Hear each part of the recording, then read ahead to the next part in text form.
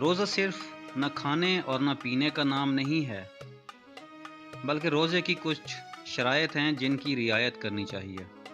جس کے متعلق حضرت امام جعفر صادق علیہ السلام فرماتے ہیں کہ روزہ دار کو چاہیے کہ وہ ان صفات کو اپنائے: جھوٹ نہ بولے، آنکھوں کو گناہوں سے بچائے، جھگڑا نہ کرے، حد سے پرہیز کرے، غیبت نہ کرے، حق کی مخالفت نہ کرے، غصہ نہ کرے، گالی نہ دے، دوسروں کو زحمت میں نہ ڈالے، کسی کو برا بھلا نہ کہے،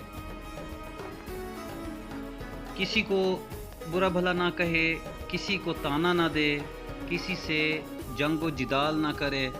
کسی پر ظلم نہ کرے، خداوند متعال کی یاد سے غافل نہ ہو، نماز کی حفاظت کرے، زیادہ تر خاموش رہے، حلیم و بردبار ہونا، سچ بولے، برے لوگوں سے دوری اختیار کرے، لہو و لعب سے بچے،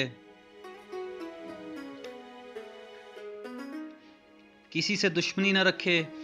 چغل خوری نہ کرے، قیامت کے لیے آمادہ رہے، خدا کے لیے دیدار کے لیے آخرت کا سامان تیار کرے،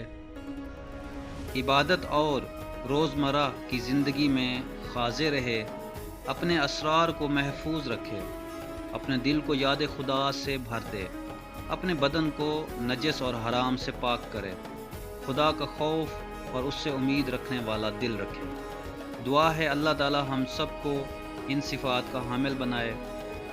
اور سیرت معصومین علیہم السلام اجمعین پر عمل کرنے کی توفیق عطا فرمائے۔